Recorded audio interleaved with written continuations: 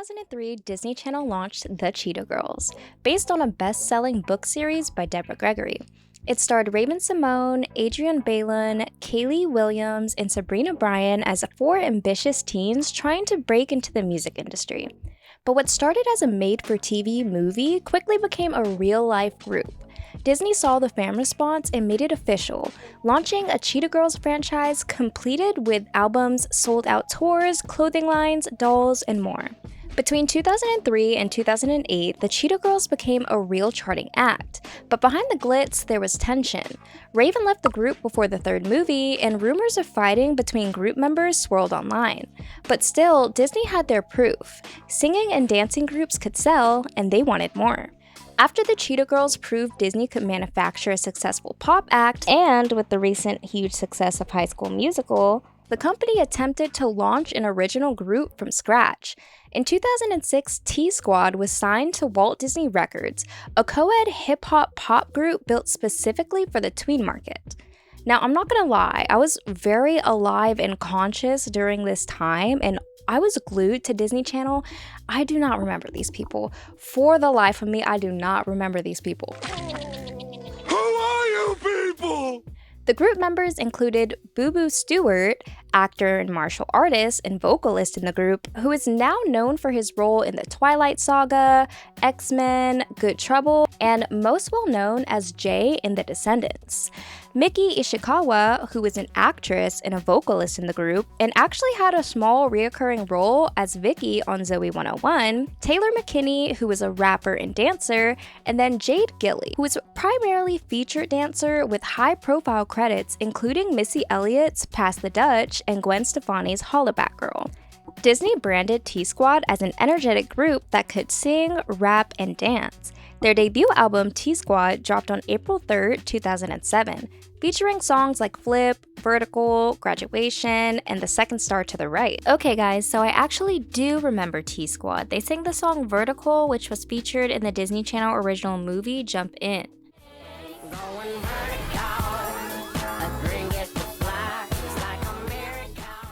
They received airtime on Radio Disney, Disney Channel interstitials, and even toured as openers for the Cheetah Girls, Miley Cyrus, and the Jonas Brothers during 2007 to 2008, throughout the Party's Just Begun tour and many other events. But unlike the Cheetah Girls, the group lacked a narrative tie-in. No character arc, no show, and no standout storyline fans could latch onto. Without an emotional anchor or headlining tour, they failed to connect with audiences. And audiences didn't quite know what to make of them. Their image mixed teen-friendly lyrics with edgy aesthetics. Their most notable single, Flip, barely even made a splash, and by 2008, T-Squad quietly disbanded. Their planned second album was never released, and Disney stopped referencing them across platforms. There was no public statement or farewell tour, but they simply vanished from programming, and Disney buried the group as quickly as they created them. Now, I did look into it a little bit, trying to find out the exact reason why they split up, but it kind of just said lacking popularity and creative differences. The usual. If you even blinked in 2009, you might have missed KSM, Disney's attempt at an all-girl rock band. The 5 members were trained musicians handpicked by industry professionals and signed to Walt Disney Records.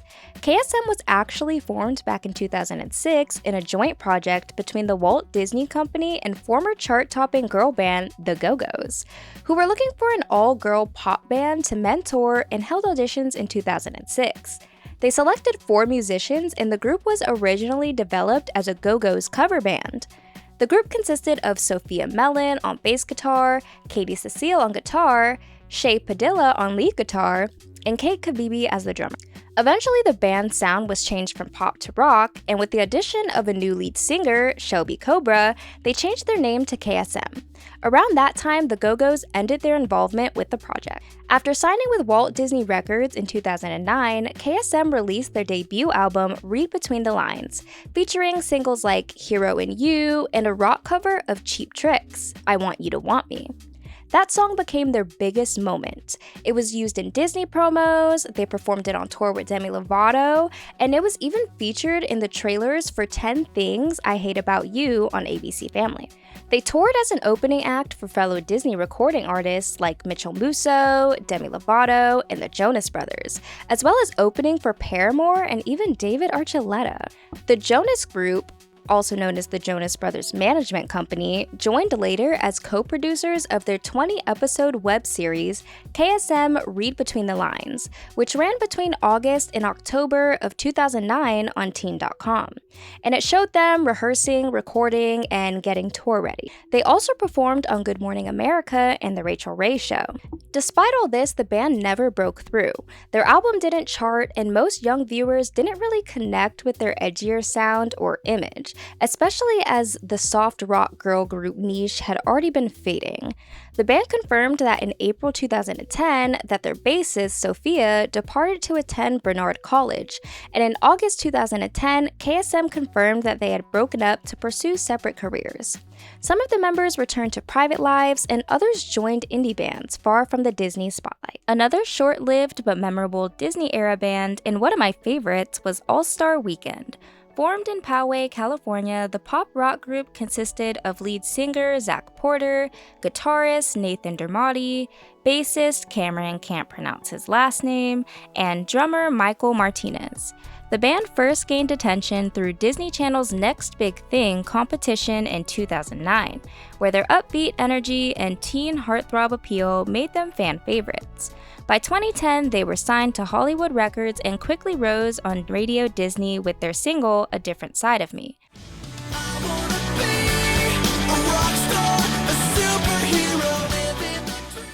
Their debut album, Suddenly, even landed on the Billboard 200, showing Disney's promotional machine could still launch new names. But their biggest breakout came with Dance Forever, which was a high-energy track that Disney promoted nonstop. The music video aired regularly on Disney Channel. For a brief moment, All-Star Weekend felt like the next big thing, with fans screaming for them at Radio Disney concerts and Disney Channel Games appearances. Their follow-up singles didn't quite match the same Disney Channel push, but the band did show they could branch out. In 2011, they released Blame It on September, which was a softer, acoustic-driven pop song that leaned into nostalgia and summer romance. Unlike their earlier teen pop hits, this track was promoted more on mainstream outlets like MTV and Vivo, signaling that All-Star Weekend was trying to step outside the Disney bubble. While it never charted high, it became a fan favorite and showed a glimpse of the band's versatility before they eventually split. They even went on tour with Selena Gomez and The Scene for the We Own the Night tour. But momentum eventually slowed. In 2012, Nathan left the group, and by 2013, All-Star Weekend announced that they were parting ways with Hollywood Records. The band eventually disbanded, with Zach, Cameron, and Michael forming a new project called The Tragic Thrills, which eventually split in 2017. Today, All-Star Weekend stands as another reminder of Disney's ongoing attempts to replicate the boy band era or pop group success of its earlier acts. A band that had the look, the sound, and even one truly memorable hit, but ultimately couldn't sustain long-term success beyond the bubble. So the real question is, why did these groups, despite Disney's full backing, fail to break out? Well, one reason is branding. Fans connect more when a group has characters. Like the Cheetah Girls were tied to a narrative, but KSM and T-Squad, and even All-Star Weekend, were just bands with no shows, no emotional hook. Even the Jonas Brothers were introduced to us through their guest appearance on Hannah Montana and their lead roles in Camp Rock. You're pretty. Another reason is market confusion. Disney was targeting young fans, but also trying to market edgy aesthetics, especially with the KSM's pop rock sound and T-Squad's hip-hop elements. They couldn't be too mature or too safe, and the result was something in between that didn't really land. And then there's the control. Like many Disney stars, these groups likely had limited creative freedom. Their image, their sound, and schedule were all Disney curated, making it hard to evolve or create something real. Meanwhile, fans were already shifting to solo stars, like Miley, Demi, and Selena, each with their own Disney shows and massive platforms. Another reason is I feel like they were just growing up in general and trying to figure out who they were outside of the industry and wanting to pursue college and other careers. And for many groups, replacing original members never really ends well, so they try and ride it out for as long as they can, but eventually people just lose interest.